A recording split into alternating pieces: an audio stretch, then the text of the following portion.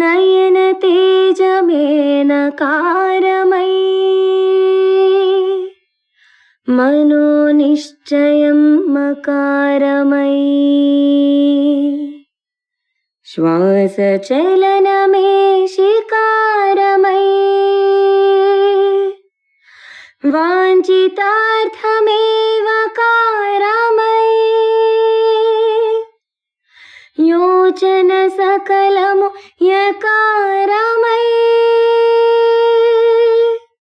నాదం నకారం మంత్రం మకారం స్తోత్రం శికారం వేదం వకారం యజ్ఞం యకారం ఓం నమః శివాయ ఓం నమః శివాయ ఓం నమః శివాయ. శ్రీశ్రవణం ఛానల్కి చిన్నారులందరికీ శ్రోతలందరికీ కూడాను మరొకసారి స్వాగతం. ఈరోజు మనం 39, 40, 41 శ్లోకాల్ని చెప్పుకోబోతున్నాం. ముందుగా 39వ శ్లోకాన్ని వినేద్దాం. దాని ప్రతిపదార్థ తాత్పర్యాలు, వివరణ, ఆ తర్వాత అనువాద పద్యం, తర్వాత 40వ శ్లోకం.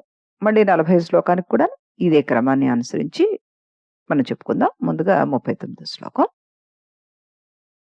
ధర్మో మే చతురంఘ్రికः సుచరితః పాపం వినాశం గతం కామక్రోధమదాదయో విగలితాః కాలాః సుఖావిష్కృతః జ్ఞానానందమహోషధిः సుఫలితా కైవల్యనాథే సదా మాన్యే మానస పుండరీకనగరే రాజావతంసే స్థితే.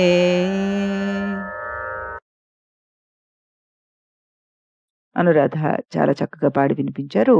ఈ శ్లోకాన్ని మన కోసం మరొకసారి ఆవిడికి అభినందన తెలుపుతూ దీని యొక్క ప్రతిపదార్థాన్ని విందాం. రాజావతంసే, చంద్రుడు శిరోభూషణముగా కలవాడును. మాణ్యే, సర్వపూజ్యుడగు శివుడు. మే, నా యొక్క. మానస పుండరీక నగరే, కమలము వంటి మనస్సు అనే నగరమునందు. కైవల్యనాథే, కైవల్యంతో కూడిన ప్రభువై. స్థితే, ఉండగా. చతురాంగ్రిక అంటే 4 పాదములను కలిగిన. ధర్మ, ధర్మము. సుచరిత, సుఖముగా ఆచరించబడినది. పాపం, పాపము. వినాశం, నాశనము. గతం, పొందినది. కామక్రోధ మదాదయ, కామము, క్రోధము, లోభము, మోహము, మదము, మాత్సర్యము అనేవి. నిగళితాహ, తొలగిపోయినవి. కాలాహ, పక్షము, మాసము, సంవత్సరము మొదలగు కాలములు. సుఖావిష్కృత, సుఖమును ప్రకటించుచున్నవి. జ్ఞానానంద, జ్ఞాన సాధన గ్రంథ బాహుళ్యమనెడు. మహౌషధి, సిద్ధి సాధనమైన ఔషధి. సదా, ఎల్లవేళలా. సుఫలిత, చక్కగా ఫలించినది. భవతి, అవుతోంది అంటూ ఇక్కడ చెప్పారు. అంటే ఏమిటి ఇందులో అర్థం అంటే, మోక్షమునకు అధిపతి మరి ఎల్లప్పుడూ పూజింపదగిన వాడు అయిన ఈ చంద్రశేఖరుడనే రాజాదిరాజు కమలము లాంటి నా మనస్సు అనే నగరంలో ఉంటే ధర్మము 4 కాళ్లతో చక్కగా నడుస్తుంది. పాపం అసలు ఉండనే ఉండదు. కామక్రోధ లోభ మోహ మదమాశ్చర్యాలు అనేవి వెళ్ళిపోతాయి. కాలం సుఖంగా ఉంటుంది. జ్ఞానం అనే మహా ఔషధి చక్కగా ఇక్కడ ఫలిస్తుంది. నా జీవనం ప్రశాంతంగా ఉంటుంది అంటూ చక్కటి అర్థాన్ని ఈ శ్లోకం మనకి అందిస్తోంది.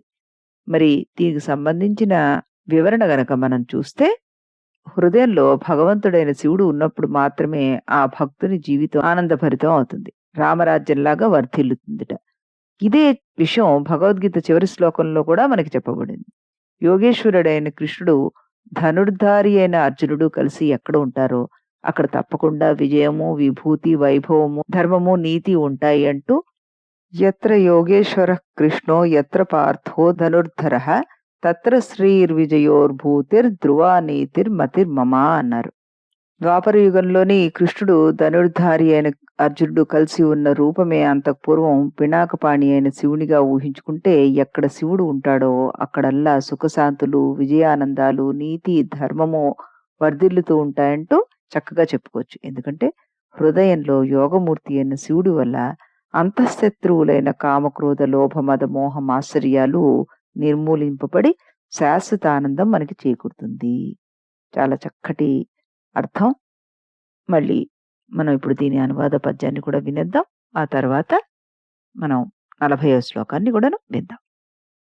సర్వపూజ్యుండగు చంద్రశేఖర రాజు నా మానస కమలనగరమందు కమనీయమైనట్టి కైవల్యనాథుడై స్వచ్ఛపాలనమును సలుపుచుండ 4 పాదమ్ములు కల్గిన ధర్మమ్ము ఇంపగు విధి ఆచరింపబడియే పాపమ్ము నాశమై లోపలిరిపులైన లోభకమాదులు లోపముంది సర్వకాలములను సుఖశాంతులుండి జ్ఞాన సాధనౌషధ ఫలసాయముండి నిత్య సుఫలిత సిద్ధియే సత్యమగుచు నిలిచే నా చిత్తరాజ్యము నికరమగుచు.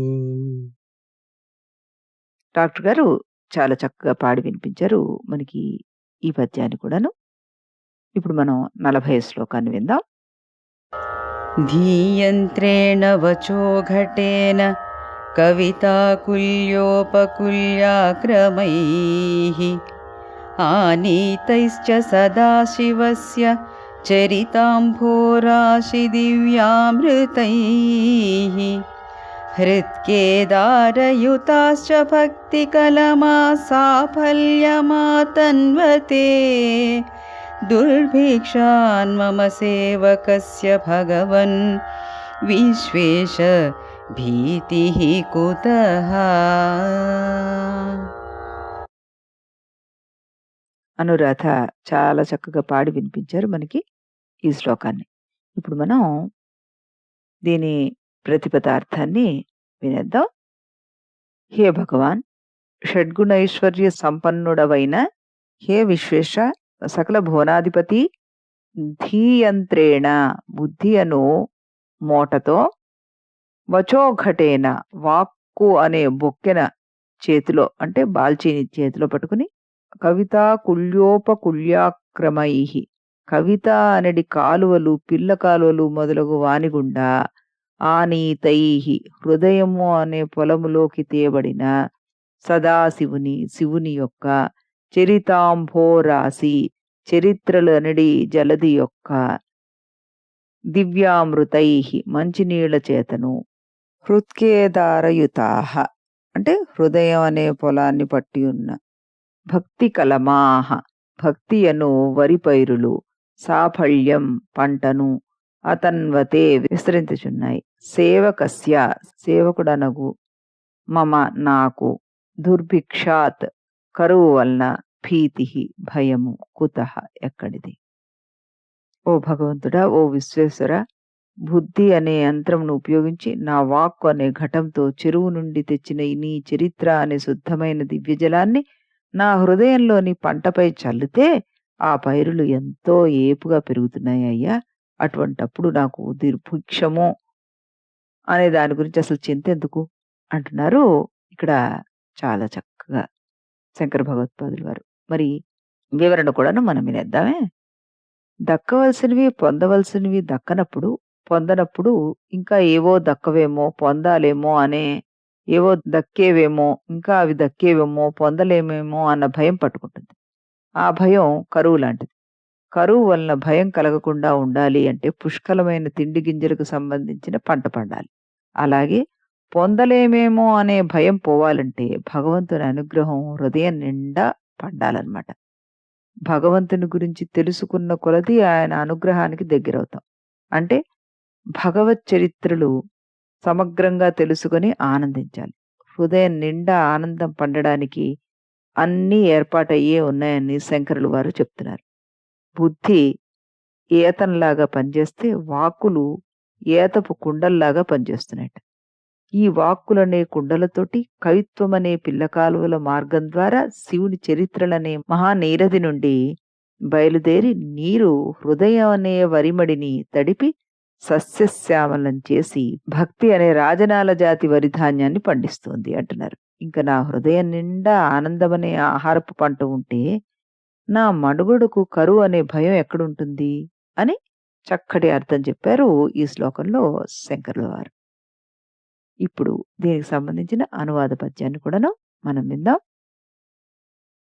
నీ చరిత్రంబను నీరథిలో గల ఉత్కృష్టమైన పీయూష జలము కమనీయమైనట్టి కవితాదులనియడి కుల్యోపకుల్యాది కూర్పు వలన నాదువాక్కనియడి నజరైన ఘటముతో ధీశక్తియను మోట తిరుగుచుండ యదయను పొలములో పదునుగా ప్రవహించి భక్తి సస్యము ఫలమంతమయ్యే శాశ్వతానంద సుఖదాత విశ్వనాథ నీ చరణ సేవ చేయంగ నిల్వనిచట భార దుర్భిక్ష జనితమౌ భయము తొలగి పోవుచుండగా నాకేల పుట్టు దిగులు.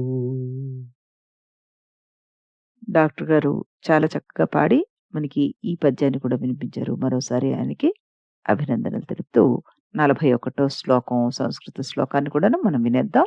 ఇది ఈ రోజుకి ఆఖరి శ్లోకం. పాపోత్పాత విమోచనాయ రుచిరైశ్వర్యాయ మృత్యుంజయ స్తోత్రధ్యాననతి ప్రదక్షిణ సపర్యాలోకనాకర్ణనే జిహ్వా చిత్తశిరోంఘ్రిహస్తనయన శ్రోత్రైరహం ప్రార్థితో మామాజ్ఞాపయ తన్నిరూపయ ముహుర్మామేవ మామేవ చః. అనురాధ ఎప్పట్లాగే చాలా చక్కగా పాడి మనకి శ్లోకాన్ని వినిపించారు. ఇప్పుడు దీని ప్రతిపదార్థాన్ని మనం తెలుసుకుందాం. హే మృత్యుంజయ, మృత్యును జయించినవాడా, పాపోత్పాత విమోచనాయ, పాపమును ఉత్పాతమును బాపుట కొరకును, రుచిరైశ్వర్య, ఇష్టమైన ఐశ్వర్యాల కొరకు, స్తోత్రము చేయుట, ధ్యానించుట, నతి నమస్కారము చేయుట, ప్రదక్షిణం చేయుట, సపర్య పూజ చేయుట, ఆలోకన చూచుట, ఆకర్ణనే నీ కథలు వినడం, జిహ్వ నాలుక చేతను, చిత్త మనస్సు చేతను, శిరస్సు చేతను, ఆంఘ్రి పాదముల చేతను, హస్త చేతులతో, నయన కన్నుల చేతను, శ్రోత్రై చెవుల చేత, అహం నేను, ప్రార్థింపబడి తిని, మాం నన్ను, ఆజ్ఞాపయ ఆజ్ఞాపించు, ఇలా చెయ్యని చెప్పు నువ్వు, తత్ అంటే స్తోత్రాధికమును గురించి, మాం నన్ను, ముహుహు మాటిమాటికి, నిరుపాయ పురికొల్పు, మే నాకు, అవచహ మూగతనము, మైవ కలగనీయకు అంటున్నారు. అంటే పరమేశ్వర, పాపాలనే ఉత్పాతాల నుండి విముక్తి పొందుటకు, ఐశ్వర్యమును పొందుటకు, నాలుకతో నీ స్తోత్రము పలుకుతూ, మనస్సుతో నిన్ను ధ్యానం చేస్తూ, శిరస్సుతో నమస్కరిస్తూ, కాళ్లతో ప్రదక్షిణం చేస్తూ, చేతులతో మీ సేవ చేస్తూ, కన్నులతో నీ రూపాన్ని చూస్తూ, కర్ణములతో నీ కథలను వింటూ ఉన్న నాకు మూగతనం లేకుండా చేసి కర్తవ్యాన్ని బోధించు అంటున్నారు. చాలా చక్కటి శ్లోకం ఇది. ఇప్పుడు దీనికి సంబంధించిన వివరణను కూడా చూద్దాం మనం. పుణ్యస్య ఫలమిచ్చంతి పుణ్యం నేచ్చంతి మానవః న పాప ఫలమిచ్చంతి పాపం కుర్వంతి యత్నతః. పుణ్యకార్యాలను చేయడం ఇష్టం లేకపోవచ్చు కానీ పుణ్యకార్యాలు చేసినందువల్ల వచ్చే ఫలితం మాత్రం పొందాలని అందరూ అనుకుంటుంటారు. కానీ పాపం విషయంలో అలా కాదుట. పాప ఫలం రాకూడదని అనుకుంటారు, కానీ ప్రయత్నపూర్వకంగా పాపాలు చేసేస్తుంటారు. ఇది సగటు మానవుని యొక్క లక్షణం. దీన్ని బట్టి మానవుడిది ఎంత స్వార్థబుద్ధో తెలుస్తుంది.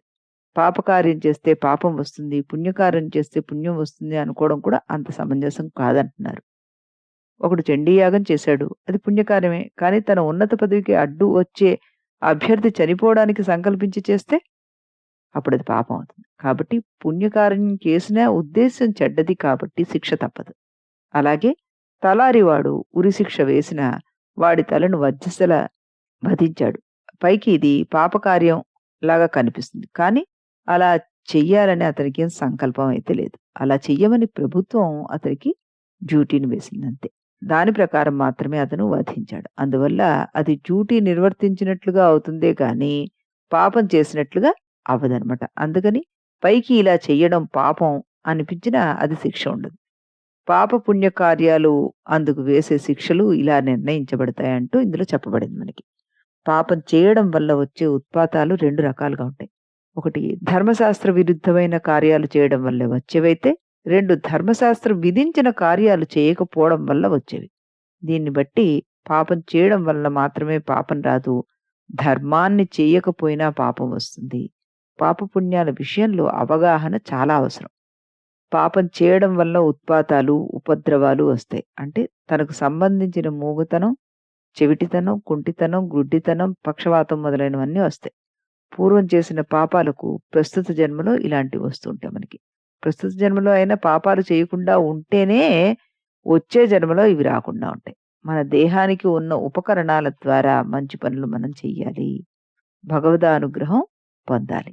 అందుకని చేతులతో చేయవలసిన ధర్మ కార్యాలను చేతులతోనూ, ఇంకా ఇతర పంచేంద్రియాలతో పాడు పనులు చేయకుండా మంచి పనులు జరిగే విధంగా వాటిని వినియోగిస్తూ కాలాన్ని భగవంతుని స్తుతిస్తూ, పూజిస్తూ, ధ్యానిస్తూ, భగవత్ చర్చలు వింటూ గడపాలి అంటూ చాలా చక్కటి అర్థాన్ని ఇక్కడ మనకి సూచించారు. వివరణ చాలా చక్కగా ఉంది. ఇప్పుడు దీనికి సంబంధించిన అనువాద పద్యాన్ని కూడా వినేద్దాం మనం. పాపమ్ములనియడు ఉత్పాదంబులను బాప ఇష్ట సంపదలన్నీ ఇనుమడింప చిత్రస్థుతుల చేయ జిహ్వేంద్రియమ్మును జానమ్ము కొరకు నా మానసమును కోరి ప్రదక్షిణల్ కూర్మిసేయ పదముల్ సేవించుటకుగాను చేతి జతయు ఆలోకనాక్రియ కక్షిద్వయమ్మును కథలనాకర్ణింప కర్ణములును నిన్ను గొల్వంగ నిరతమ్ము నన్ను కోరు ఆజ్ఞలిచ్చుచు మృత్యుంజయాఖ్య నీవు అటులే చేయంగ పురిగొల్పు సాంబ నన్ను మొంగిగా మాత్రము ఎప్పుడు చేయంగవలదు. ఎప్పట్లాగే డాక్టర్ గారు చాలా చక్కగా పాడి వినిపించారు. మళ్ళీ రేపు మనం ఇదే సమయానికి ఇదే ఛానల్‌లో కలుద్దాం. అంతవరకు సెలవు.